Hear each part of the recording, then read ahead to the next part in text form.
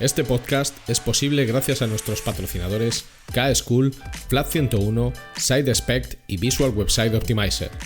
Gracias por su apoyo a la comunidad CRO y CXO.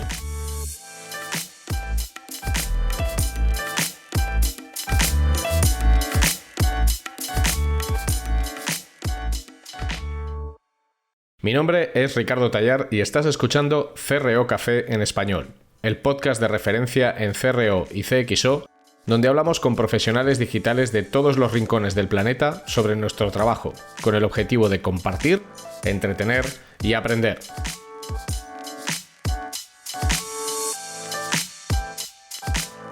Bienvenidos a este episodio especial bonito de CRO Café en español. ¿De qué va este episodio? Bueno, pues vamos a hacer básicamente un recopilatorio de lo que ha pasado en el año 2021. De lo que ha pasado en el año 2021, de qué tal ha ido y un poco cuáles son los planes para el 2022. Y vamos a hacer pues el cierre de la temporada. Vamos a acabar las temporadas con el año natural. Ahora con el fin del año 2021 pues se acaba la temporada 1 de CRO Café. Coge tu mejor vaso, echa hielo, ponte un buen Calisay y prepárate para escuchar este episodio.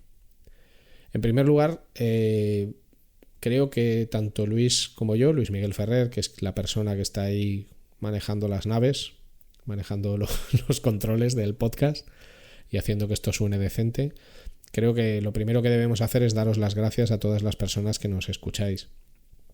De verdad que nunca pensamos, o yo nunca pensé, que este podcast pudiera llegar a tener la repercusión que ha tenido. Hace poco, con esto del rap de Spotify, perdón por la pronunciación, pero es que claro, ¿cómo pronuncias W-R-A-P-P-E-D? Rap. Bueno, con esto de las recopilaciones de Spotify de 2021, de lo más escuchado, etcétera, pues muchísimas personas han compartido en su Instagram pues que su podcast más escuchado era CRO Café. Y oye, os lo agradecemos un montón y además hace que nos sintamos pues de puta madre. ¿Para qué engañarnos, no? Y es un privilegio y es un honor y es una satisfacción y es una responsabilidad, porque claro, hay que mantener este nivel. ¿Qué ha pasado en el año 2021? Bueno, en el año 2021 nació este podcast, nació CRO Café en español. Hasta la fecha de hoy, os lo voy a decir, porque además estaréis oyendo unos clics de fondo que soy yo manejando la pantalla mientras grabo. Hasta la fecha de hoy, incluyendo ha habido 41 episodios. 41 episodios de CRO Café. De esos 41 episodios, 23 episodios han sido entrevistas. Han sido más que entrevistas, han sido conversaciones. Yo creo que un poco el espíritu del podcast siempre ha sido conversar, siempre ha sido hablar. No hacer preguntas y obtener respuestas, sino establecer una conversación que muchas veces no sabíamos por dónde iba a ir. De esos 41 episodios, 23 han sido conversaciones con profesionales del sector digital cuyo trabajo impacta en mayor o menor medida en el área de conversión, y otros 18 episodios han sido lo que ya llamamos episodios bonus, que soy yo solo hablando de todo tipo de temas vinculados al ecosistema digital en el que trabajamos. En todo este periodo de tiempo, el podcast ha obtenido 29.867 reproducciones de todos sus episodios, con cerca de 2.000 suscriptores. Me parece una pasada que tanta gente se interese por el CRO y por la optimización de productos y servicios digitales, y me parece una pasada tener casi 2.000 suscriptores entre las diferentes plataformas de podcasting y la propia web.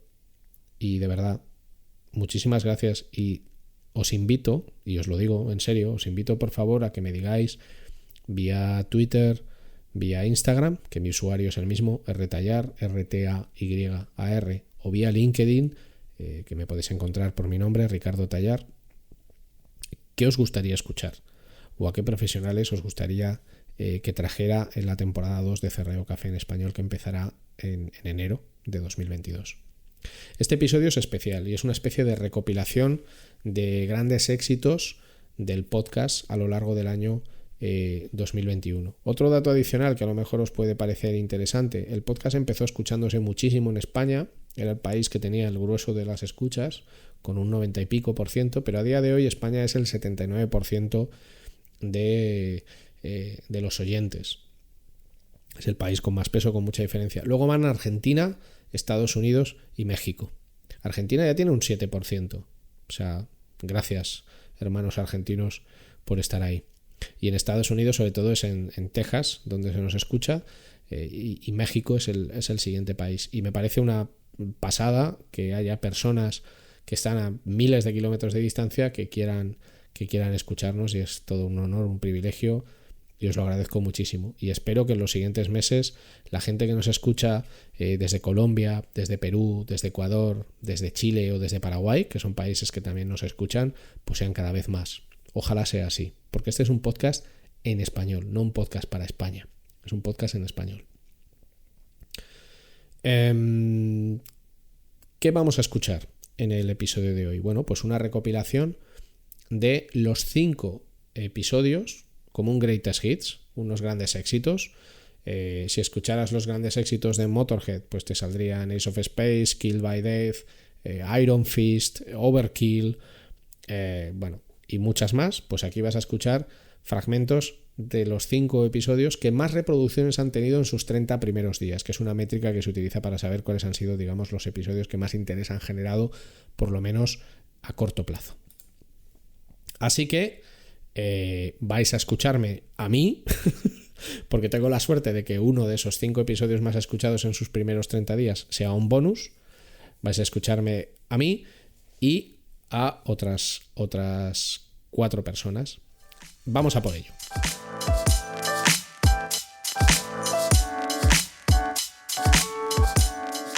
Empezamos con un episodio que funcionó muy bien, que titulé CRO para Dummies, donde el objetivo era explicar en qué consistía la disciplina de CRO para personas que se están iniciando o que no tienen muchos conocimientos de qué va esto. Y en ese episodio yo mismo os contaba en qué consistía y de qué trata esto del CRO.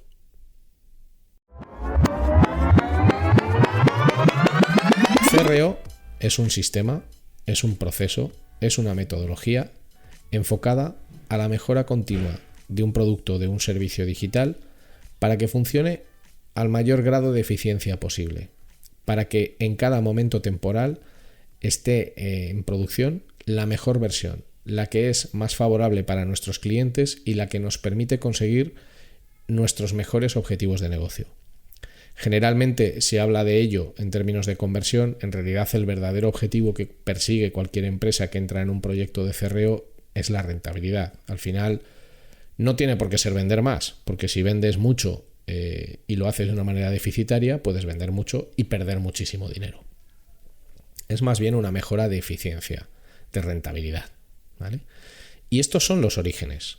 Los orígenes del CRO son básicamente la instauración de la analítica digital alrededor del año 2006 como un sistema de medición que permitía saber qué estaban haciendo los usuarios en los sitios web y qué pasaba ahí, porque antes era poco menos que un misterio.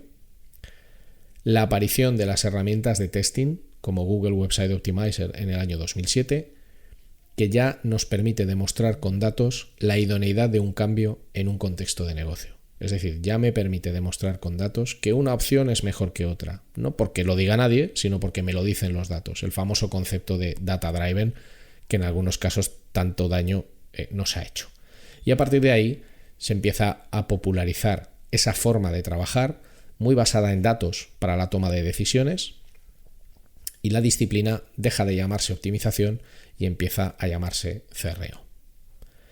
Ahora bien, ¿en qué consiste todo esto del CRO? Tú que estás ahí escuchando con ese café o con ese té, eres uno de estos dummies que dice: oye, Ricardo, no entiendo nada acerca de qué hacéis en esto del CRO. Bueno, Al final lo que hay que entender es que cuando tú tienes un producto, un servicio digital, un e-commerce, un lo que sea, pues al final tú tienes tu sitio web, es accesible por cualquier persona que es potencial cliente tuyo, pero en realidad lo único que tú tienes son los datos que capturas a través de la analítica digital para entender cómo está funcionando tu negocio digital.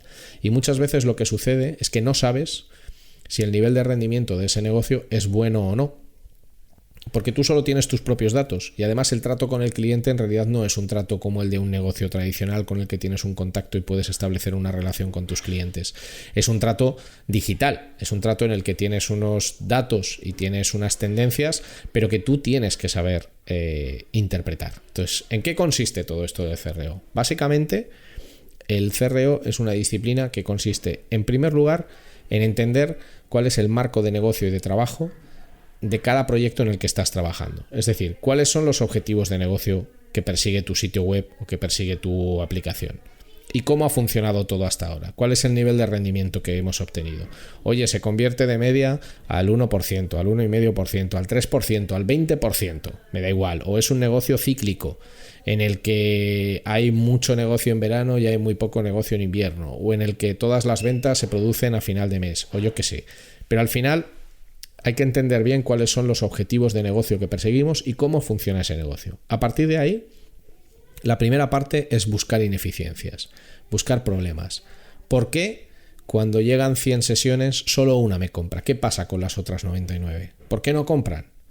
Porque al final, pensad que si hablamos de mejorar al doble, estás hablando de un 2%, ¿no? O sea, 2 compran, 98 no. O sea, no es una ganancia brutal, el famoso embudo, ¿no? Pero al final, el primer paso es analizar datos buscando ineficiencias. Datos cuantitativos, como los que me pueden dar herramientas como Google Analytics o Adobe Analytics, y datos cualitativos, como los que me pueden dar herramientas como Mouseflow, como Hotjar, como Content Square, ¿vale? Unos son datos de volumen, son datos con significancia estadística, son datos tipo el 23% de los usuarios hace esto, tengo 48.000 sesiones más que ayer, y los datos cualitativos no son volúmenes, sino son representativos del comportamiento estándar de un grupo de usuarios en un momento temporal. Más allá de los datos, que esto está muy institucionalizado, lo verdaderamente importante aquí es el análisis, es decir, ¿qué me dicen estos datos? ¿Estoy o no estoy consiguiendo los objetivos de negocio que tenía? ¿Por qué no los consigo? Pero lo primero es tener los datos. ¿Y por dónde se empieza para hacer el análisis? Bueno, en primer lugar, lo primero que hay que hacer es comprobar que el sitio contra el que estás trabajando, el negocio contra el que estás trabajando, tiene un sistema de medición de analítica fiable. O sea, tú tienes unos datos sólidos que están bien, que a nivel de analítica digital está todo sano, está sanote, está fuertote. No es una cosa así montada con el JavaScript por defecto de cualquier manera. Lo primero que hay que comprobar es que el proceso principal de negocio que representa aquello para lo que estés trabajando se está midiendo bien. Por ejemplo, estamos trabajando para un e-commerce de cocina que vende, pues yo qué sé, utensilios para cocinar, ¿vale? Si tú vendes utensilios para cocinar, el objetivo principal es yo entro, veo unos productos, los añado a mi cesta, inicio un proceso de checkout, pago y los recibo en mi casa. Bueno, pues lo primero que yo haría es comprobar que todos los pasos necesarios para que un usuario consiga añadir productos a una cesta, consiga pasar un proceso de checkout y consiga pagar, se están midiendo correctamente con mis herramientas de analítica digital. ¿Tenemos buenos datos? Fantástico.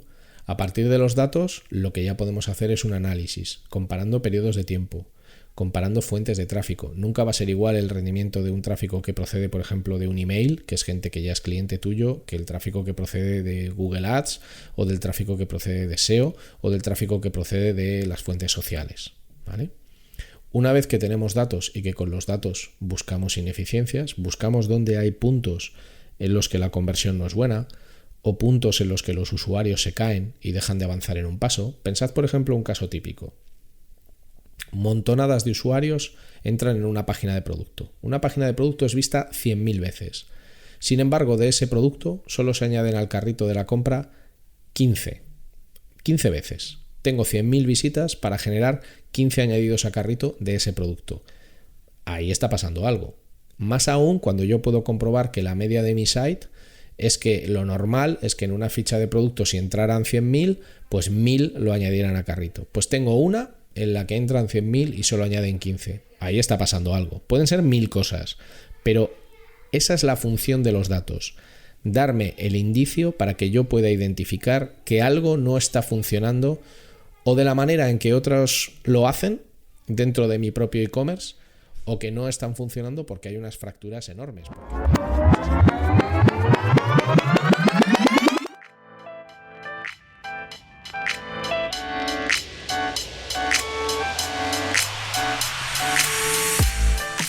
Tuvimos la suerte de tener en CRO Café en Español a Víctor de la Iglesia, que es un analista que trabaja en Adobe, sobre todo con Adobe Analytics y Adobe Target como puntos principales. Y hay una pregunta que le hice que generó una conversación muy interesante, que era cómo veía él el futuro de la analítica digital y cuál era la propuesta diferenciadora de Adobe, ¿no?, frente a Google Analytics, que quizás es la herramienta más extendida. Y esto es lo que Víctor nos contestó. ¿Cómo ves tú el futuro de la analítica digital y el futuro del testing o de la experimentación? Tanto a nivel de futuro cercano como a nivel de futuro ya más lejos. Sobre todo con los cambios que está habiendo últimamente con el tema de las cookies, con el cambio que ha hecho Google evolucionando Analytics a esta versión que vamos a llamar Google Analytics 4. ¿Cómo ves tú el futuro y qué lugar ocupa Adobe o cuál es la propuesta de valor de Adobe distinta respecto a lo que hay en el mercado? Pues es un buen punto, porque sobre todo es verdad que ahora suena muchísimo Google Analytics 4. A mí me gustaría que lo hubieran llamado Google Reporting 4, porque, o sea, básicamente cada vez que hacen un release lo hacen más complejo para la gente de analizar, que al final es un poco el futuro del CRO, que es aprender de lo que hacemos, ¿no? O de esas optimizaciones o de esos tests o de lo que sea. Y digamos que la visión que tiene el mundo digital Adobe, en la parte de Adobe Analytics, es básicamente hacer o subrayar el punto de Analytics. Que todos esos datos que entran a la herramienta podamos analizar de una manera sencilla dentro de la solución, sin tener que hacer exportaciones, sin tener que hacer SQL. Lo que está pasando con Google Analytics 4 o Google Reporting 4 es básicamente el coger el dato de cualquier sitio de una propiedad de aplicación o de una web, donde sea, y llevártelo a BigQuery, donde tú haces SQL, preparas los datos y lo pasas luego a otra solución, que puede ser un Locker, que puede ser lo que sea. Entonces, el cambio dónde está Adobe Analytics es justamente en esa pieza de analítica, que va muy de la mano con la parte de Adobe Target, que evidentemente Adobe Target es una herramienta pues que intenta hacer pues A/B testing, CRO, intenta hacer personalización, intenta hacer recomendaciones, pero digamos que el valor añadido que aporta Target es el poder llevar el contenido allá donde está el usuario, pero la pieza importantísima a la hora de trabajar CRO es aprender a través de la analítica, o sea, que un test funcione mejor o peor realmente nos tiene que dar igual, lo que importa es saber por qué funciona mejor o por qué no funciona bien. Entonces ahí la pieza de analítica busca hacer ese análisis de qué está pasando. Entonces, de cara al futuro en el mundo de Adobe Analytics, de hacia dónde va, pues ya no solo la parte analítica, sino y ya no solo digital, sino intentar unir el mundo omnicanal donde está el usuario, ¿no? Y muchas veces, y seguro que luego lo hablamos, ¿no?, pero en temas de A/B testing muchas veces digamos que la conversión no pasa en lo digital, sino que pasa en una tienda, pasa en un PDF, pasa entonces, ¿cómo consigues hacer que ese retorno de la inversión de ese test pues sea real, ¿no? Y cómo lo puedo visualizar. Entonces, justamente Adobe Analytics lo que hace desde hace un año que ha montado, que se llama Customer Journey Analytics, que intenta decirle un hasta luego analítica digital, es justamente hacer analítica donde tú puedas unir diferentes bases de datos, pero con ese objetivo analítico, seguir usando la misma interface de analítica digital de Adobe Analytics, pero para analizar mucho más allá de lo que pasa en una web o en una aplicación, sino qué pasa en la tienda, qué pasa en el call center, y hacer CRO en todos esos puntos, no solo en un aspecto digital como puede ser la aplicación o puede ser una web. Entonces eso sería, digamos, por dónde va el futuro de Adobe en la analítica digital.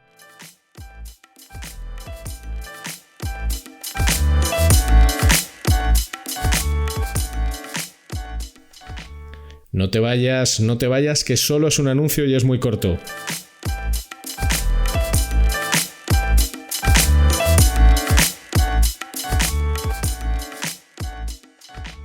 Si necesitas ayuda profesional para mejorar la conversión de tu negocio digital, tu mejor opción es contar con Flat 101.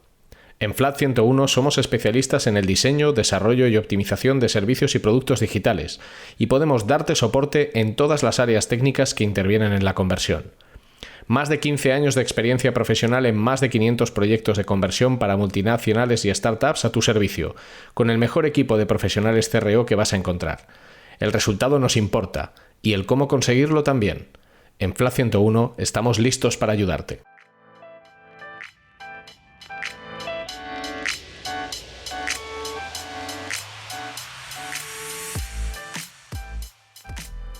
O sea que en realidad la idea es evolucionar hacia un concepto de data merging, ¿no? Donde al final yo lo que tengo es un sistema que lo que hace es poner en relación todos los datos de los que dispongo para darles contexto, por decirlo de esa manera. Como si fuera un gigantesco sistema de atribución, pero pensando en datos, no en la típica atribución de medios publicitarios. Justo. No, hombre, esto es... Sí, dime. Hay el punto más... O sea, yo creo que la analítica digital, y sobre todo con este tema de las cookies que comentabas, pues al final se hace que la medición sea mucho más compleja y vas a poder analizar aquello que el usuario te da permiso a hacer, ¿no? Y el problema es sobre todo con el tema de los identificadores, sobre todo de la parte de prospecting, cuando el usuario todavía no es cliente, que no lo conocemos, pues es necesario que existe una herramienta que sea capaz de hacer toda esa reconciliación de IDs, de muchos IDs anónimos, porque ya como Víctor de la Iglesia voy a tener 600 ID anónimos, y cómo puedo hacer que todos esos sean la misma persona, ¿no? A la hora de analizar. Entonces, yo creo que ya no sería... El futuro yo no lo veo tanto como analítica digital, sino más como un journey analytics, por así decirlo, que ya es el análisis del journey completo. Bueno, ahí hay un reto técnico importante, hay que ver al final cómo se va a medir todo esto. Hay gente que te habla de Canvas, fingerprinting, otros te hablan de otros sistemas de medición. Al final, no sé cuál acabará siendo la solución ¿Tú cuál crees que será la solución que se acabará imponiendo a nivel de medición? Yo Sobre todo con el camino que están tomando las cookies. Yo la básica, o sea, yo creo que todo este tema de machine learning que se habla de analizar cohortes y todo eso, yo no lo veo muy complejo, lo veo, o sea, tan sencillo como hacer un join de tengo un ID que es el email y lo junto con el resto de IDs y ya está. Eso es la solución básica que van a hacer el 80% de las empresas, por así decirlo. Luego habrá otras cosas más complejas, pero el básico es hacer esa unificación de dos tablas, el buscar V de toda la vida del Excel, pero potenciado, básicamente.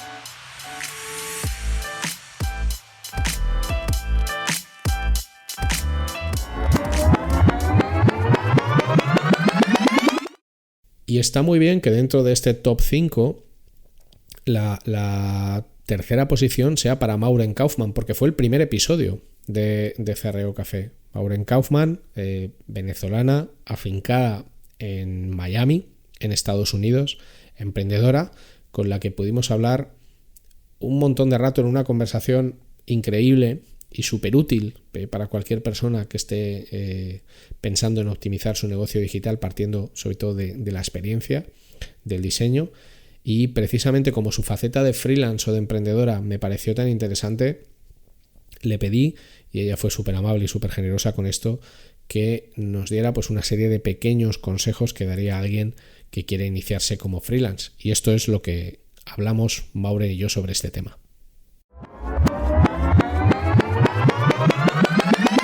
¿Y qué consejo? Porque muchas personas que nos están escuchando seguramente estarán barruntando la idea de trabajar por su cuenta en lugar de hacerlo por cuenta ajena o de montar su negocio de manera individual.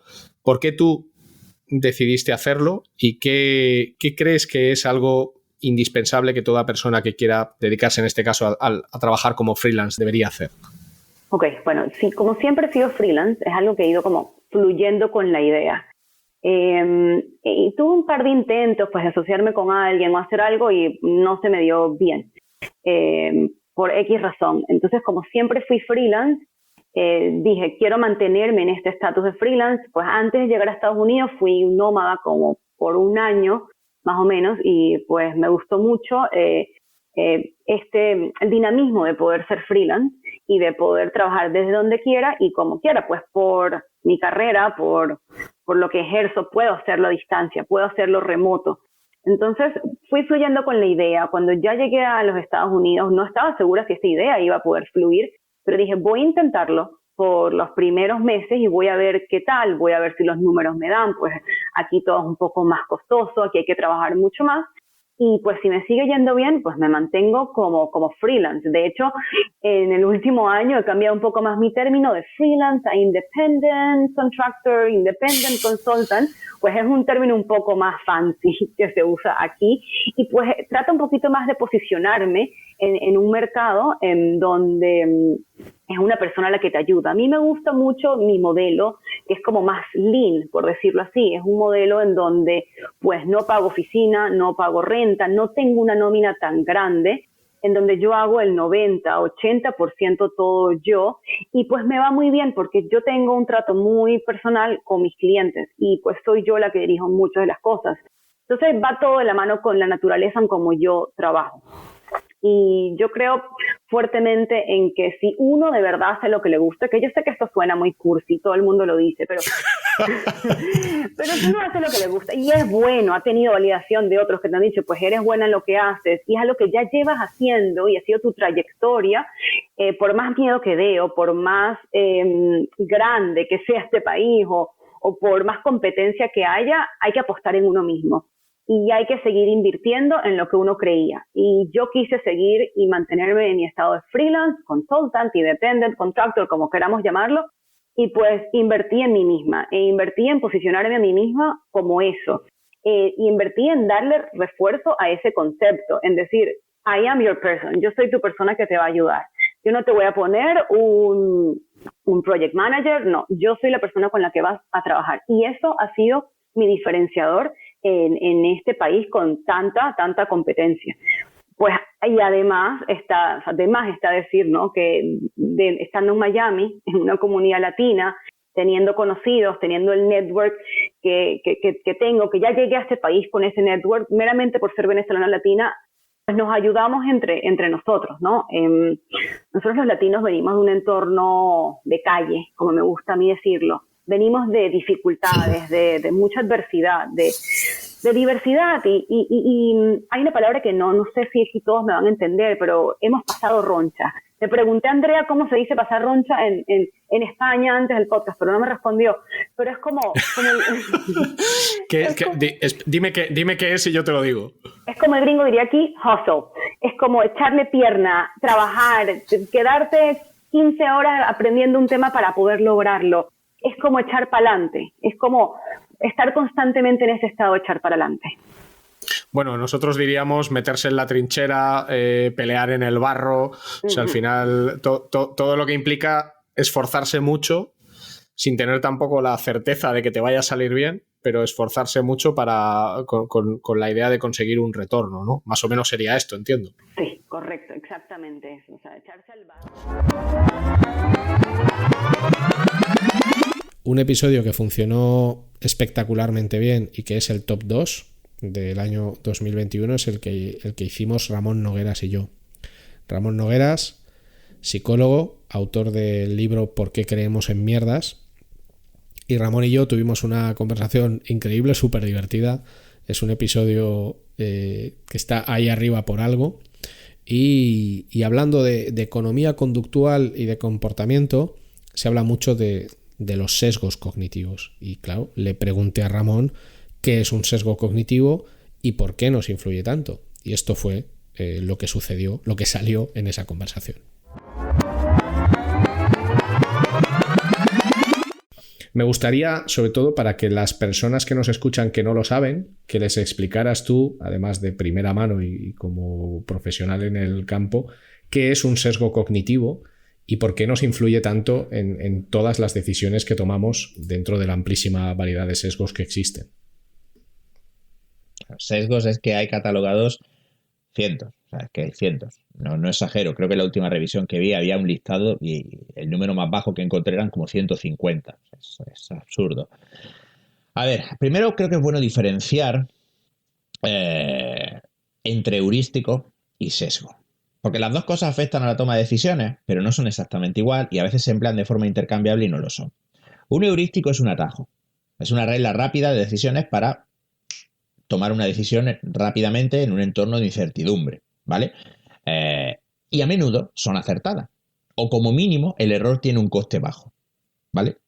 Por ejemplo, hay heurísticos que nos hacen prestar más atención al orden en el que se presenta la información, tendiendo a darle mucha más importancia. Por ejemplo, el heurístico de anclaje, que dice que el primer número que se menciona es el estándar con el que se valora el resto de los números que se presentan cuando hablamos de una magnitud. Por ejemplo, por un precio, o por ejemplo, que esto se puede utilizar, por ejemplo, como estrategia de venta, ¿no? Presentar primero el artículo más caro porque los demás por comparación parecen más baratos. O el sesgo de contraste, que dice que tendemos a acentuar, psicológicamente, cuando comparamos dos magnitudes diferentes, tendemos a agrandar la diferencia entre ambas magnitudes.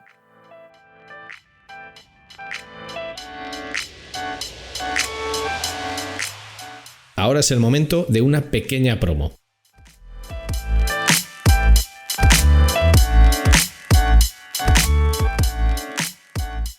SideSpect te ofrece una solución única a nivel mundial en el campo del testing A/B, la personalización y la recomendación para tus usuarios. SideSpect funciona de forma server-side, sin necesidad de scripts de ningún tipo, lo que garantiza un rendimiento óptimo. La solución de SideSpect elimina retrasos y la posibilidad de cualquier efecto flickering. Y esta aproximación también garantiza que la actual y las futuras reglas de seguridad de cualquier navegador como ITP y ETP no impactarán en tus experimentos. Para más información, visita sidespect.com.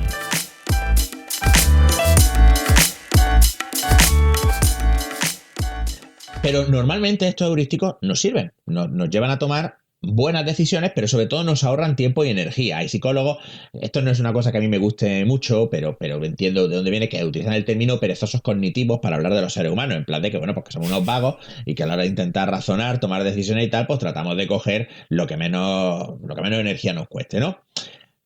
Entonces estas reglas, que muchas veces además se transmiten socialmente y también pueden transmitirse bueno, puede haber una predisposición fisiológica y también habrá una parte cultural, como en casi toda conducta humana, a menudo aciertan. Pero por otro lado está el sesgo, y el sesgo es un error sistemático. El sesgo es un error que siempre tira en la misma dirección. No es un error aleatorio en nuestro procesamiento, sino que es un error que tiende a ocurrir siempre de la misma manera. Y el caso más paradigmático es el sesgo de confirmación. El sesgo de confirmación dice que tendemos a favorecer, a prestar más atención, a recordar mejor, a preferir la información que confirma lo que ya pensábamos. Y que tendemos, por tanto, a rechazar, a descartar sin procesar, a ignorar la información que contradice lo que pensamos, aunque sea verdadera.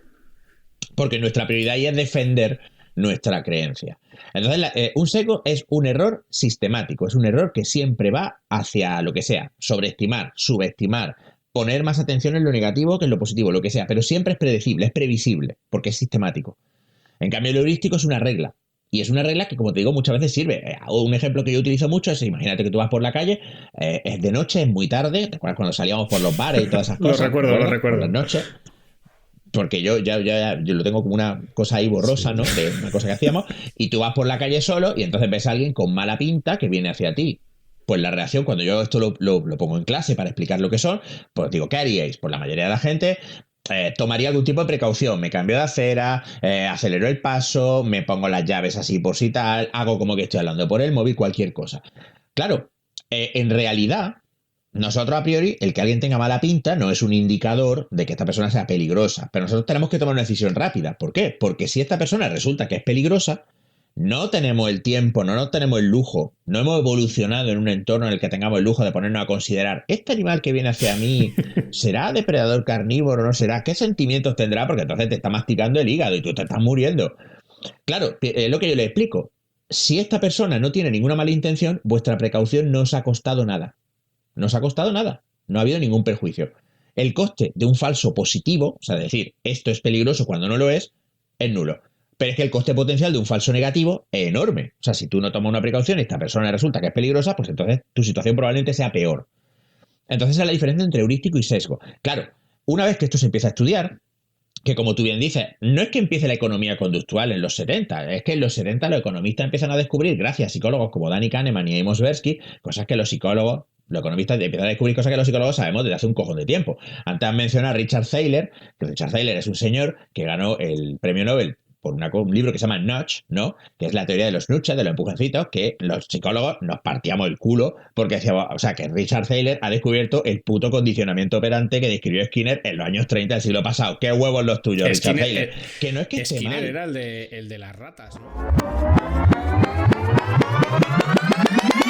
Y en el top 1, el episodio que más escuchas acumuló en sus primeros 30 días, el top 1, ahí arriba, inamovible, en el año 2021, en una posición a la que corresponde el oro en las medallas olímpicas o cualquier otro metal precioso, pues tuvimos la charla que tuve la suerte de tener con Hazme una foto así, que es una cuenta de Instagram que básicamente se dedica a hacer humor, un humor muy inteligente y con mucho mensaje acerca de las publicaciones que hacen gran cantidad de influencers o de personas que se autodenominan influencers.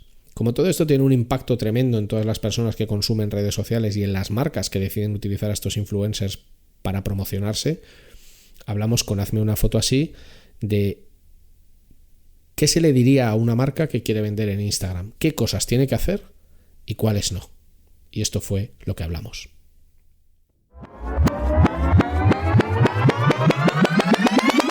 ¿Cuáles son las prácticas o cuáles son, digamos, los usos que realmente funcionan bien cuando quieres hacer que alguien compre algo y cuando no? O sea, es decir, ¿qué le dirías a una marca o a alguien que está pensando en utilizar Instagram como un canal que impulse sus ventas o que ayude a mejorar su conversión en productos y servicios digitales, como cosas que sí debes hacer, cosas que por favor no debes hacer? No.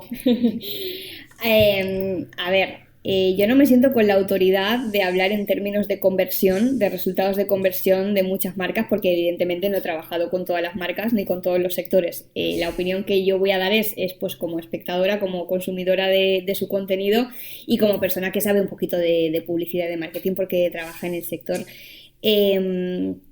Como digo, en términos de conversión no lo sé, pero me puedo imaginar que los stories repetidos, como los que hablábamos antes, ¿no? 15 influencers el mismo día con el mismo briefing, repitiendo palabra por palabra, me puedo imaginar que eso, por la propia saturación y la propia falta de naturalidad, no debe funcionar. No sé, yo creo que un contenido espontáneo, natural, que indique claramente que es un contenido promocionado por el que la influencer está recibiendo algo, o sea, me parece también ridículo esconder eso, pero bueno, un contenido que sea espontáneo, claro, natural, que haya una coherencia. Yo siempre hago mucho hincapié en esto, ¿no? O sea, todos al final, todas las marcas quieren a Dulceida, a María Pombo, a las grandes, ¿no? Y, por ejemplo, no hace mucho pasó lo de Marta Pombo, que estaba anunciando unas tortitas, este caso es célebre y conocido en internet, pero lo repaso rápidamente. Estaba anunciando unas tortitas para deportistas de proteína y las estaba haciendo hasta, ¡uy, qué ricas! Empezar el día con esas tortitas, están muy buenas, bla, bla. Y acto seguido grabó una story para sus mejores amigos. La gente que nos está escuchando seguramente sepa que cuando subes un story en Instagram puedes o configurarlo para que lo vea toda tu audiencia o configurarlo para que lo vean tus mejores amigos, que son los que tú eliges, ¿no? Calculo que sería pues su hermana, su prima, 4 amigas. Y acto seguido a esa story subió una story diciendo: a ver, las tortitas saben a dieta, las tortitas son un asco, pero yo no podía decir eso, yo no podía dejar así a la marca, tenía que decir algo positivo, ¿no? Y eso se equivocó y lo subió para su audiencia. Cuando se dio cuenta lo borró, pero lo había visto mucha gente, lo había grabado mucha gente. Entonces, a ver, esta marca no se dio un repaso por el feed de esta chica y vio que está todo el día en McDonald's y que está todo el día comiendo helado y comiendo pizza, no se dio una vuelta para ver que quizá ella, no, por más seguidores que tenga, no es una persona que promueva un estilo de vida saludable y no es una persona que consuma en su día a día suplementos alimenticios y por lo tanto no te la crees. Aunque lo hubiera hecho bien, aunque no se le hubiera colado este story, si me lo cuenta ella, yo no me lo creo. Si me lo cuenta Patrick Jordan, a lo mejor. Pero es que muchas veces, claro, nos fijamos en el número de followers o en la simpatía que despierta un influencer. Y hay mucho más allá, o sea, los valores que esa persona transmite en su día a día, muy pocas veces las marcas los tienen en cuenta, ¿no? Van a los seguidores, que luego aparte esto es otro tema muy importante, ¿no? Todo el mundo quiere a Dulceida porque tiene X millones ya, pero tú tienes un negocio local en Almería párate a pensar que tú estás pagando 4 millones de impactos y resulta que si te paras a eliminar toda la gente que no es de Almería, toda la gente que no está en ese target, toda la gente que no está dentro de la edad a la que tú quieres impactar, estás pagando por 4 millones de impactos para que lo vea de tu público útil, no sé, 20.000 personas. Es un desperdicio de dinero, pero a lo bestia, o sea, es matar moscas a cañonazos.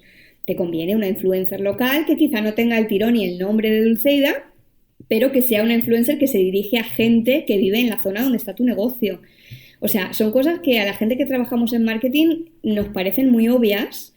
A nadie se le ocurriría anunciar, no sé, un producto, un juguete infantil en un horario en el que sabes que no hay niños despiertos viendo la tele, ¿no? Pero esto en Instagram todavía hay mucho trabajo por hacer, yo creo. Entonces, bueno, en este sentido, que me he ido un poquito de la pregunta, y yo creo que los contenidos que funcionan son los contenidos espontáneos, naturales y sobre todo coherentes con la imagen que transmite el influencer todos los días.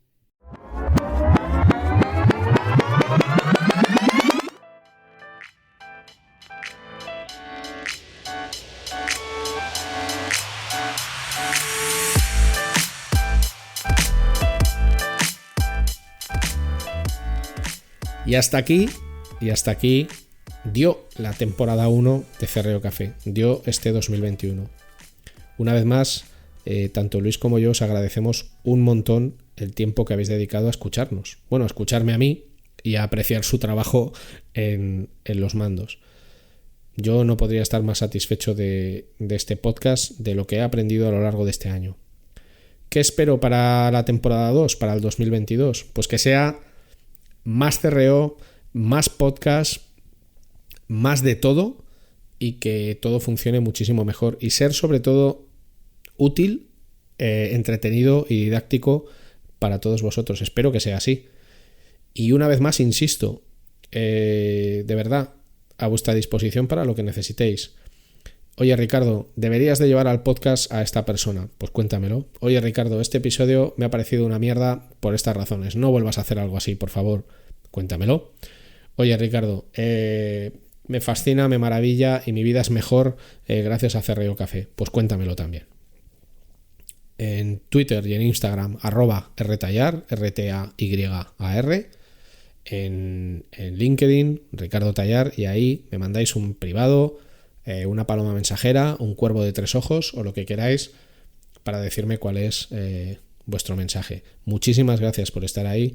Espero contar con todos ustedes para el año 2022, donde haremos muchísimas cosas, espero que mucho mejores, y traeremos de verdad lo mejor que podamos traer para todos vosotros. Muchísimas gracias por vuestro tiempo, un abrazo muy fuerte, festejar el fin de año a lo loco, y si escuchas este episodio pasados unos meses del fin de año, espero que tu fin de año fuera brutal, con fuegos artificiales, canciones casposas, coreografías imposibles y bailes de estos que hacen que te avergüences al día siguiente. Un abrazo fortísimo, muchísimas gracias de nuevo, cuidaros mucho y sigamos optimizando.